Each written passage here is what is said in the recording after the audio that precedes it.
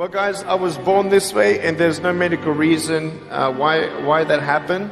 My brother and my sister were born with arms and legs, and sometimes in life, things happen that don't make sense. My doctors never thought that I'd be able to walk, and today, I'm walking. I'm from Australia. Anybody one day want to go to Australia? It's such a cool place. And I now live in LA. I'm a Southern California boy. So I only live about 4 hours from here. And today I'm going to tell you, man, I love freaking people out. My parents always said, Nick, you don't know what you can achieve until you try it. And the doctors looked at me and said, he's not going to walk. He's not going to go to school. He's not going to do anything in his life. And then my parents, they just loved me like crazy and said, you got to try. Try this, try that, try this, try that. And I'm thinking sometimes like, Mom and Dad, you're crazy, man. I have no arms, no legs. How would I ever be able to do this or do that? But they encouraged me and they loved me. And as human beings, we're waiting for stuff like that. We all want love. Everybody say love. Very good. We all want love. And I went to school and I wanted to be cool. You go to school and you want to be accepted, and so you see these guys and you're like, oh man, everyone swears like every third sentence, F this and F that and F and this and F. Like what? Like they think they're cool, and so I'm thinking, man, maybe I need to be like them to be cool.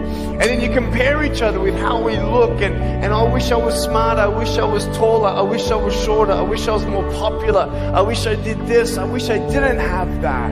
I wish my life was different. That was me when I was about 8 years old. I looked at myself and I looked at everybody else, and everyone else had more than me. And I'm asking, why? Why me? Have you ever asked the why me questions, but get nowhere?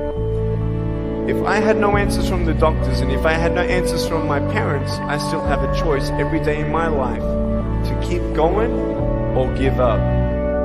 You see this book up here? This is my favorite book in the whole wide world. This is my favorite book, the Bible. And here I am, and for me, that's my full potential in all that I can be here on earth. And so encouragement takes me closer to all that I can be, and discouragement takes me away.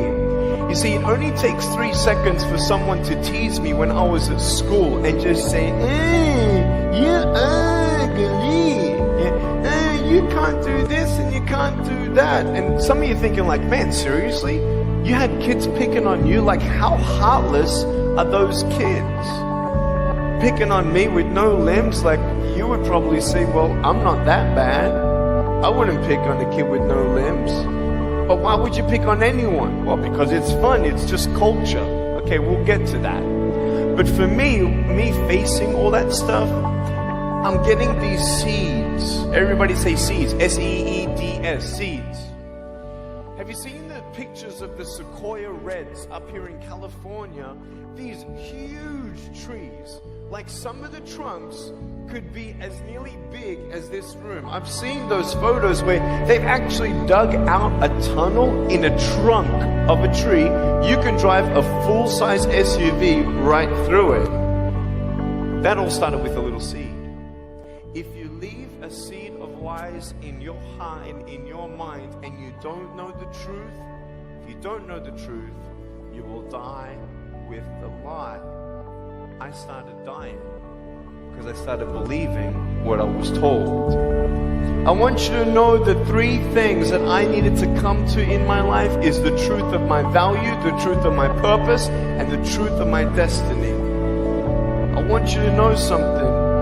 In our mind, we put ourselves down all the time. I want to ask you today, do you think I'm cool enough to be your friend?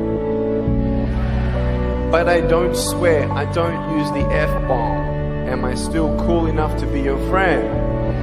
But I don't tease people. Am I still cool enough to be your friend? But I have no arms, no legs.